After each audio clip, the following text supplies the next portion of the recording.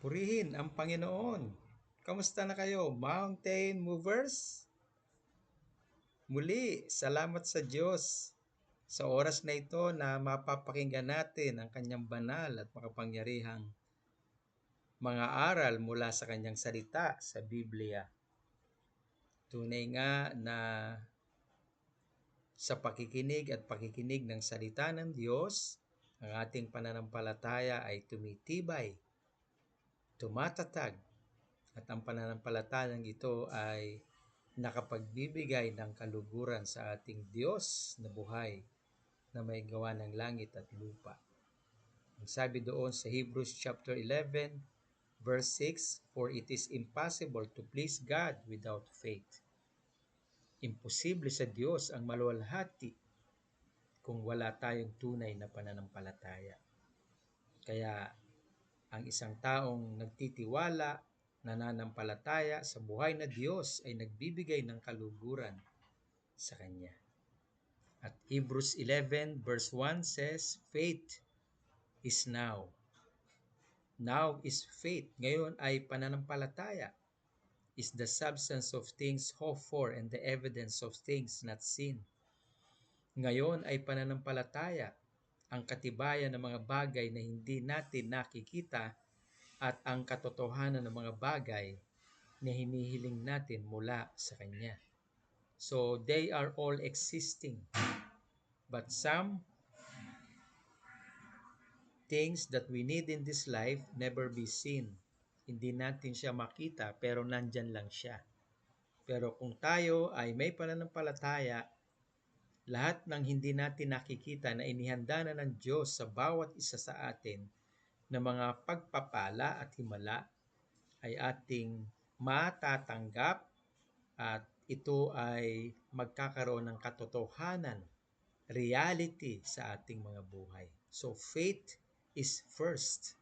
And then after we have faith unto God that all things are possible with Him, we will be able to see the miracles that He has prepared for each one of us. Nung last Sunday, ang ating tinalakay ay about different kinds of faith. Nabanggit natin yung unang-una, which is the natural kind of faith.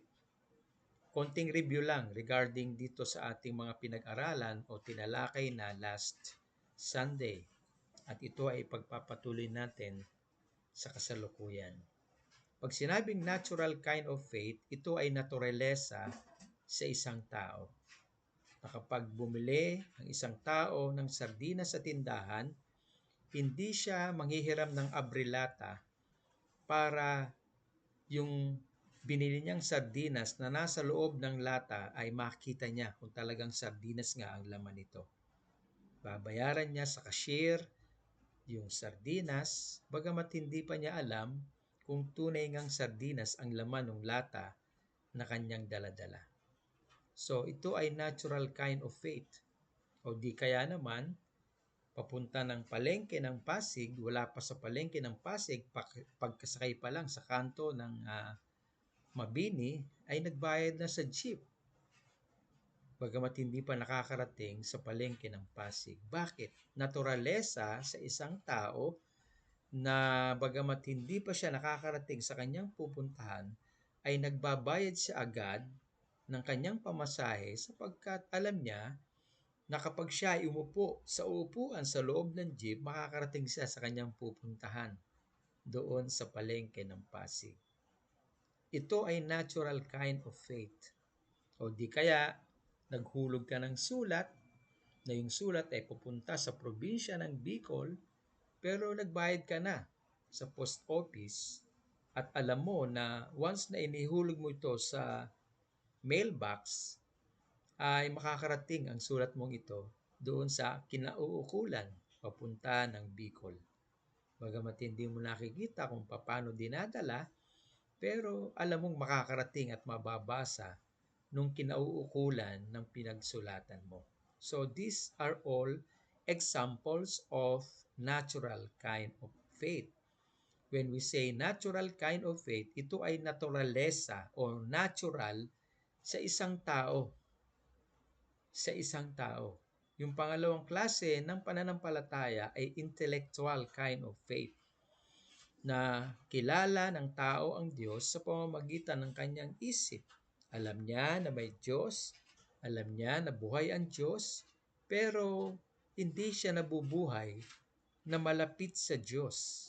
Hindi siya nabubuhay upang alamin at kilalanin kung sino ang Diyos na sinasabi ng Biblia mula sa kanyang salita.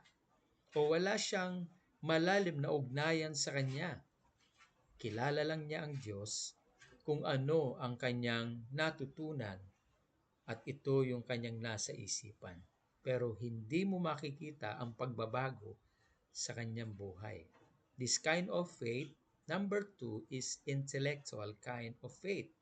Katulad ni Satan, he knows that there is God, but he does not live according to the will of God because his nature is uh, to live in sin or to be a liar. So, alam niya na may Diyos intellectually, pero hindi siya nabubuhay ayon sa kalooban ng Diyos. And this is an example of intellectual kind of faith. And number 3, kinds of faith is historical kind of faith. This historical kind of faith ay kilala ng tao ang Diyos sa pamamagitan ng kasaysayan. Maraming tao alam nila ang istorya ni David at ni Goliath, kung papaanong tinalo ni David si Goliath when he was 12 years old.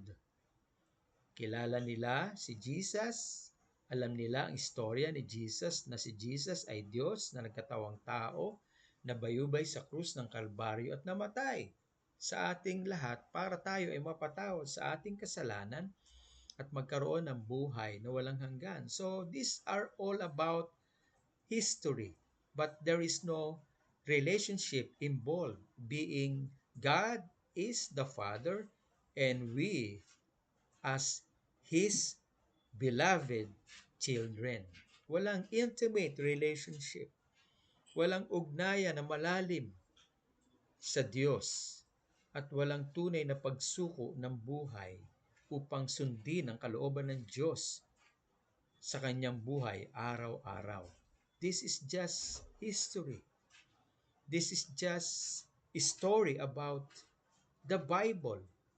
The story about in the Bible, like Joshua, like Moses, when Moses departed the Red Sea and crossed over to the Promised Land, like Jesus, like Daniel, like Caleb, like Joshua, and the rest of all the Israelites.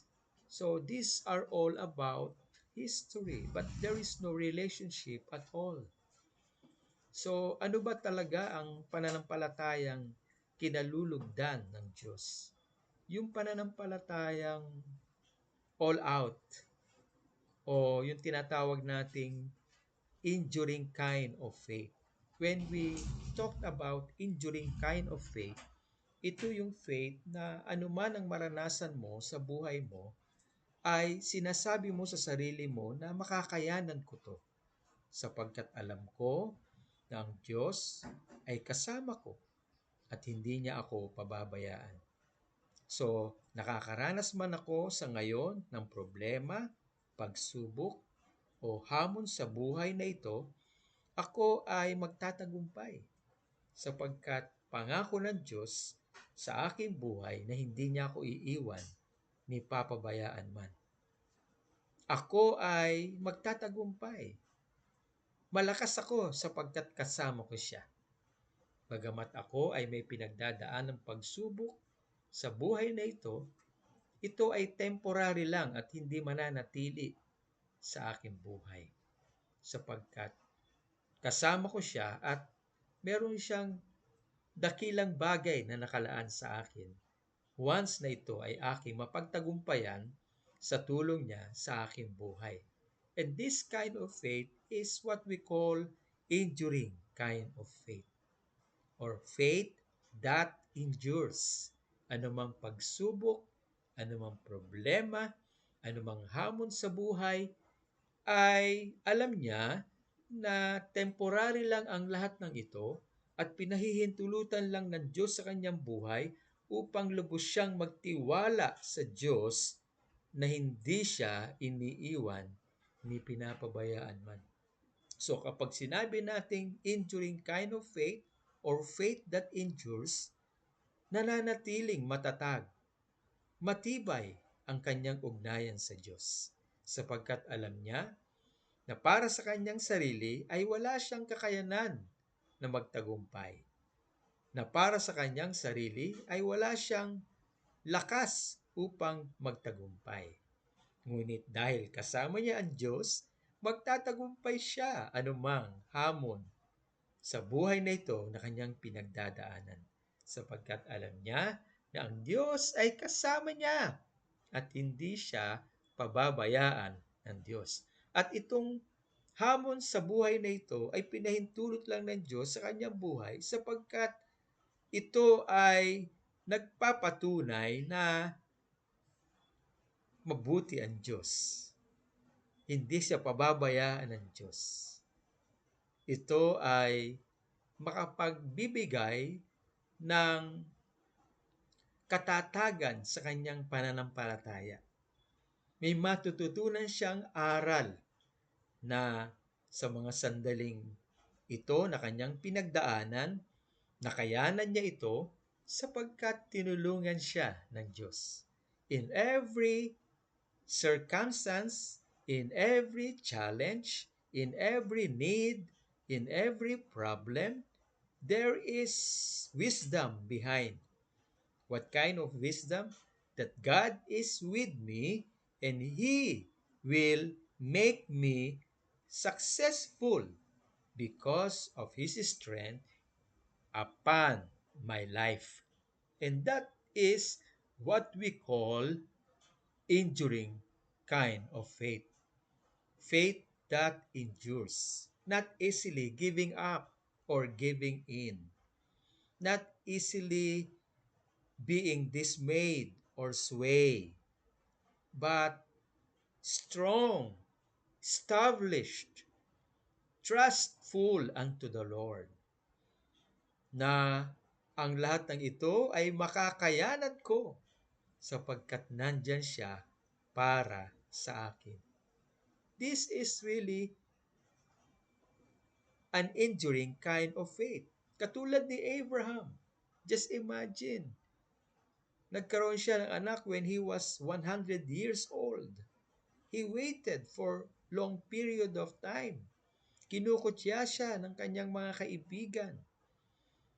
Binubuli siya ng mga kapitbahay niya sapagkat sinasampalatayanan niya na magkakaanak siya, na ang kanyang anak ay tugon ng Diyos sa kanyang pananalangin.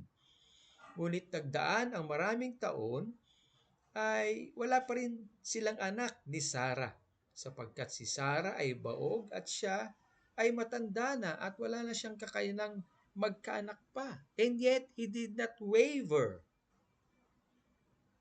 But instead, he fully trusted God, that God is able to do what He promised, that God has the capacity to do what He has promised, that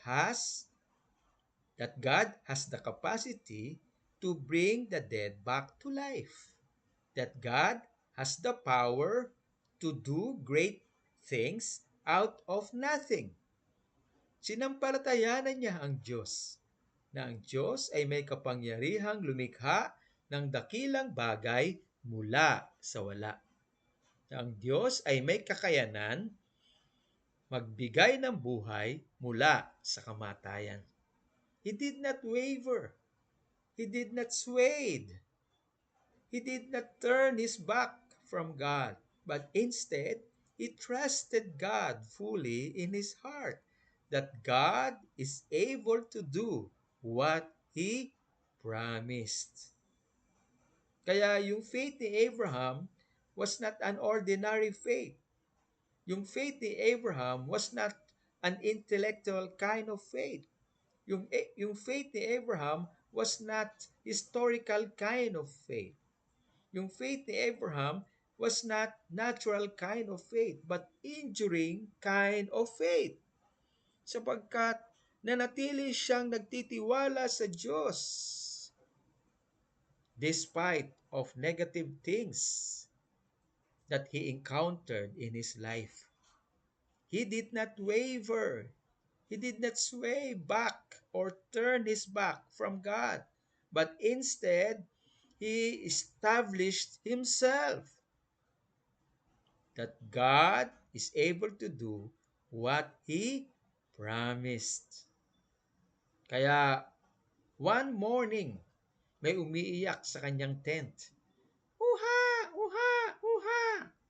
Sapagkat si Sarah ay nagluwal na ng sanggol. And faithful enough, you know what? Hindi lang isang anak ang ibinigay ng Diyos kay Abraham bilang tugon sa kanyang pananampalataya mula sa Diyos. Bagkus, si Isaac na kanyang anak ay ang pinagmulan ng buong bansa ng mga Israelita. See, when God answered, hindi lang niya sasagutin yung iyong kahilingan mula sa Kanya. Higit pa ang kanyang ipagkakaloob. Abraham trusted God and prayed just for one son. And yet God gave him nation. What kind of nation? And what is this nation? The nation Israel, the chosen people of the living God. Wow! Kaya tinawag si Abraham na father of all nations, sapagkat siya ang pinagmulan ng mga bansa, particularly ang bansang Israel, which is the chosen people of the living God. See, when God answered, He does not answer your request, but He answers. He answers more than your request. God is faithful at maaasahan natin siya. At kapag siya ay tumugon, higit pa ang kanyang pagtugon because He is the owner of the heavens and the earth and everything in the earth. He is the owner ng ating buhay. Siya ang provider, siya ang source, siya ang strength natin, siya ang protection natin, siya ang ating creator, siya ang ating blesser, siya ang ating promise keeper, siya ang ating savior. He is the giver and the author of life. He is our strength and victory. Kaya yung faith ni Abraham ay inonor ng Diyos. See?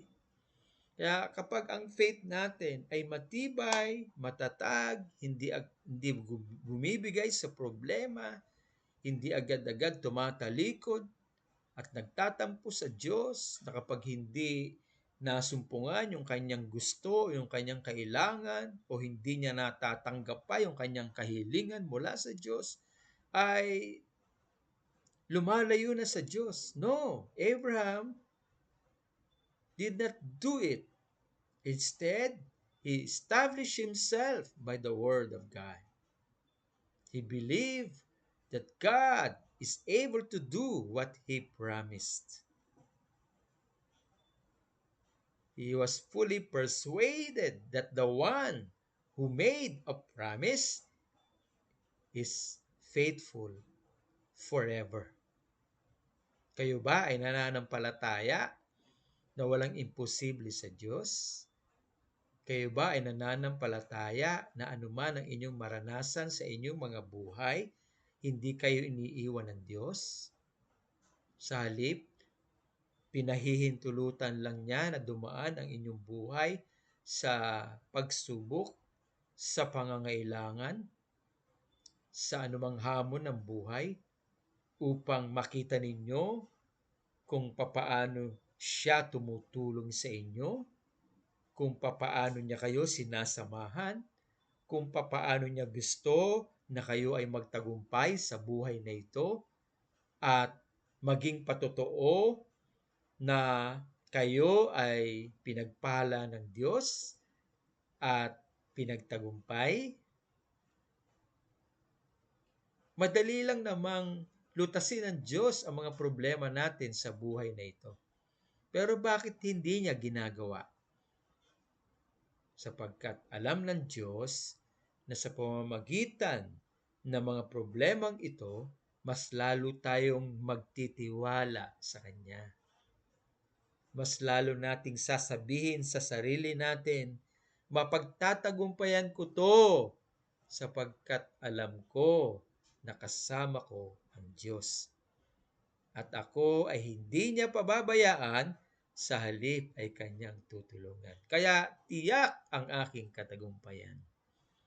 Dumadaan man ako sa ganitong klase ng pangangailangan, ako ay magpupuri sa Diyos. Ako ay magpapasalamat sa Kanya sapagkat alam ko hindi niya ako pababayaan at tiyak na pagpapalain at matatanggap ko higit pa sa hinihiling ko ang kanyang kasagutan. Amen? So keep on trusting the Lord. Keep on developing your faith in your heart by hearing and hearing the Word of God. Don't stop hearing the Word of God. Continue hearing it, because as we hear and hear and hear the Word of God, faith becomes stronger. Faith becomes established. Faith becomes immovable. Faith becomes enduring and established. Never be moved. Never be moved. Hallelujah. Hallelujah. And because of this faith, God is pleased. God is pleased. Ang Diyos ay naluluwalhati. Nasisiyahan siya. Natutuwa siya sa pagtitiwala natin sa Kanya. Amen?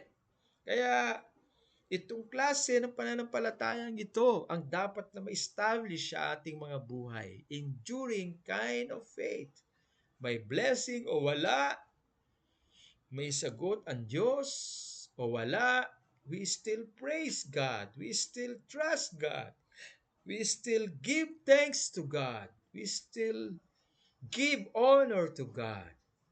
And we still say in our lives, we say to ourselves that God is good all the time.